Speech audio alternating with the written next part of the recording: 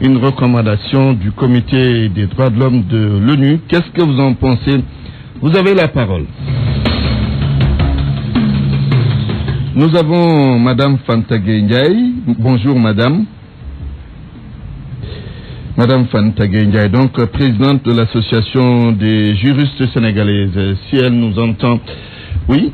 Bonjour Madame Fanta Ndiaye.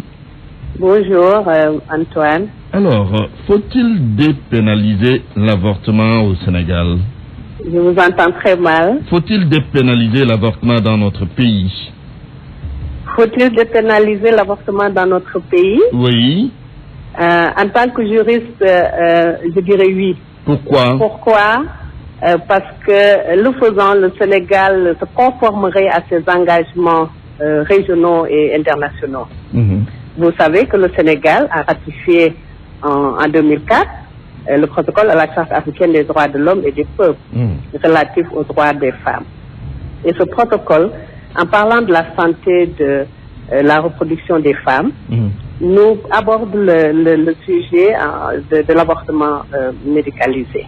Oui. Le protocole, en son article 14, nous dit que l'avortement médicalisé doit être autorisé en cas de viol suivi de grossesse, en cas d'inceste ou quand il y a menace très grave sur la santé de la femme ou du fœtus.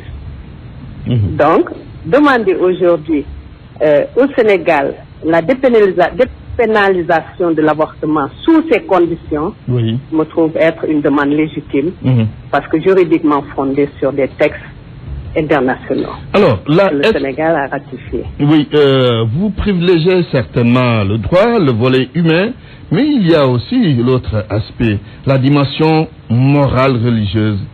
Est-ce que vous en tenez compte?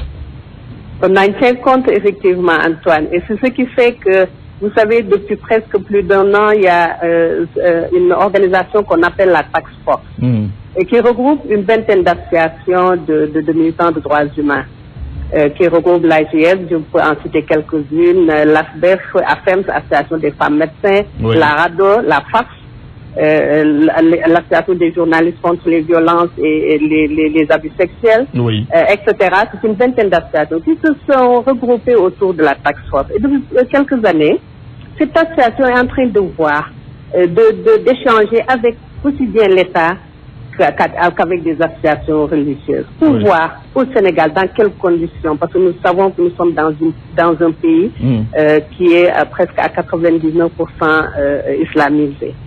Donc, et nous sommes en train d'échanger avec certaines associations religieuses, avec l'État aussi, pour voir dans quelles conditions, sans heurter personne, on pourrait dépénaliser l'avortement sous certaines conditions.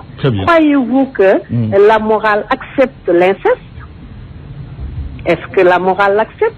Croyez-vous que religieusement on puisse concevoir, accepter l'inceste? Du tout. Croyez-vous que moralement on peut demander, forcer à une femme qui a subi un inceste de mettre au monde un enfant avec qui il a soit le même père ou le même frère?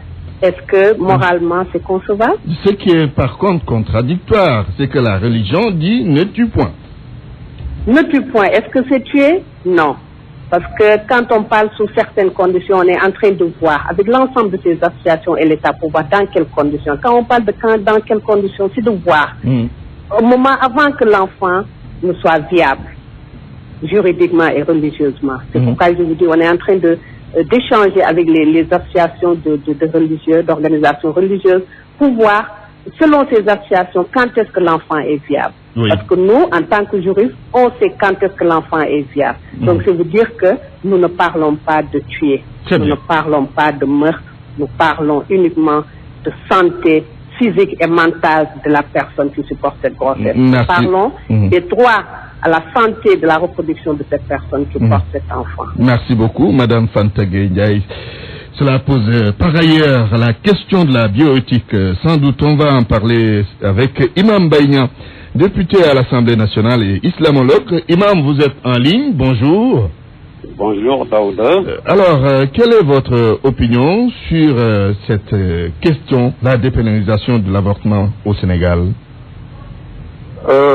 Au Au Sénégal, la dépénalisation de l'avortement ne peut pas avoir lieu, Daouda, parce que l'avortement est interdit par les deux religions qui sont pratiquées au Sénégal, à savoir l'islam et le christianisme. Aucun de ces deux religions n'accepte l'avortement. Et on ne peut pas justifier cela par des engagements pris par le Sénégal sur le plan international et sur le plan national, sur le plan régional. Les engagements du Sénégal doivent tenir compte de la croyance des Sénégalais. C'est le peuple sénégalais qui est souverain. Et dans beaucoup de domaines, on ne peut pas suivre les recommandations des Nations Unies, ni des institutions des droits de l'homme. Parce que ces recommandations vont souvent à l'encontre de nos croyances. Donc, en ce qui concerne l'avortement, il y a un seul cas qui est accepté par les religions, c'est quand la vie du porteur de l'enfant, de la maman, oui, qui est menacée. Et cela doit être attesté par des médecins croyants, je dis bien croyants, des médecins croyants en qui on a confiance. C'est eux qui doivent attester que cet enfant-là, si on le laisse se développer, il peut atteindre la vie de sa maman. Oui. C'est dans ce cas, l'inceste et le viol ne constituent pas d'argument valable pour justifier un avortement au point de vue de la religion. Mais ça heurte au plan social, ça heurte nos valeurs. Il y a beaucoup de choses qui heurtent nos valeurs et qui ne nécessitent pas qu'on prenne certaines mesures. Les associations de droits de l'homme en prônant l'avortement, mais se trouvent dans une contradiction, parce que c'est eux-mêmes qui disent, quand ils veulent défendre l'abolition de la peine de mort, que la vie de l'individu est sacrée. Nul n'a le droit d'ôter la vie à autrui. Ce principe est un principe sacro-saint, le droit à la vie. Seul Dieu a le droit d'ôter la vie, ou bien d'ordonner d'ôter la vie à quelqu'un. Dieu, le créateur, Dieu qui donne la vie, il n'y a que lui qui doit ôter la vie, ou bien qui doit ordonner. Et dans ce cas, il interdit l'avortement. Donc l'avortement ne peut pas être pratiqué au Sénégal. Si on le fait, ça va à l'encontre de nos croyances. Très bien. Vous avez entendu, oui. Bon, c'est pas seulement l'islam, le christianisme. Le christianisme, la position du pape. Point, oui. La position du pape sur plusieurs cas. Absolument contre l'avortement. Donc, et ce que je veux y ajouter, c'est que, mais c'est la porte, c'est-à-dire qui va mener à toutes les dérives. Hein. Regardez les pays où l'avortement est autorisé, ce qui est pratiqué là-bas. Mais permettez-moi le terme, mais c'est des dérives. C'est des dérives qu'on constate. Donc, il n'est pas question ici, hein, moi je vous dis, et ça c'est un avis partagé de toutes les religions et de tous les religieux. Il n'y a pas de massacre dans cette histoire-là. Bien clair. Bien clair maintenant. Merci, Imam Baïnan, député à l'Assemblée nationale et islamologue. L'avocat Ousmane Seye est en ligne. Bonjour, maître. Bonjour. Maître Ousmane Seye, qu'est-ce que vous pensez du débat sur la dépénalisation de l'avortement au Sénégal? Oui, vous dites que c'est une recommandation des Nations Unies. Et je voudrais d'abord faire deux réserves sur les recommandations des Nations Unies. Surtout si ces recommandations sont d'ordre culturel ou religieux.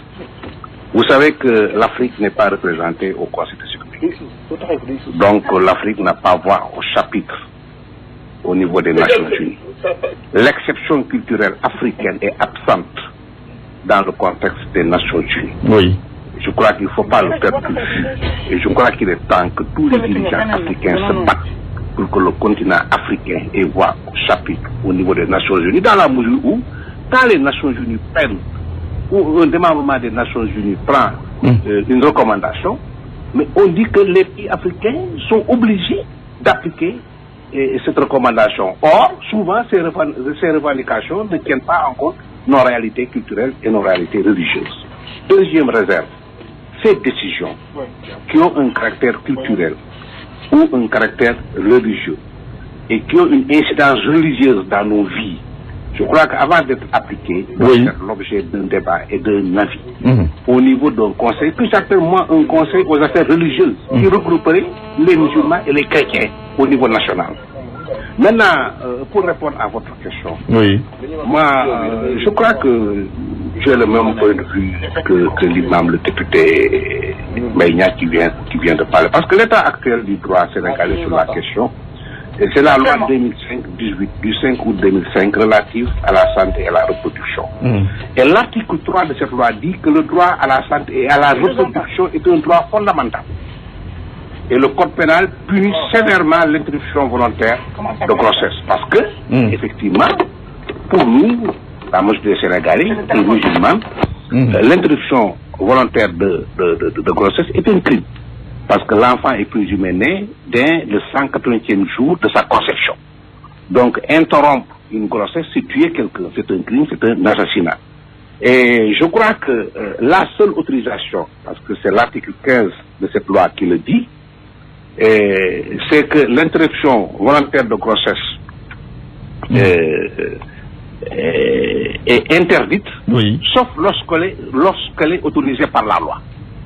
Et la seule exception possible, c'est quand la grossesse met en péril la vie de la mère, c'est-à-dire l'avortement médicalisé. Finalement, c'est le point sur lequel tout le monde se retrouve. Parce que Imam Baïnia a dit la même chose en tant que religieux, vous avez dit également la même chose, tout comme Madame Fanta Ndiaye. Donc, si je déduis, donc je peux déduire que s'il y a concertation, on pourra être d'accord sur ce point précis. Hein?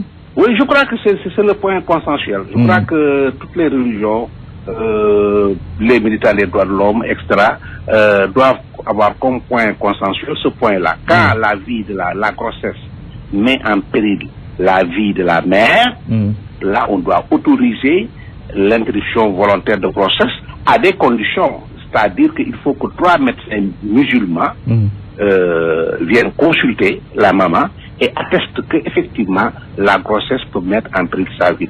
Et si ce n'est pas une maman musulmane? Mais même si elle est chrétienne, il faut que ça soit attesté par 3 médecins chrétiens, c'est tout. Je crois qu'on peut être d'accord sur ce point-là, il n'y a pas de problème, suivant la religion.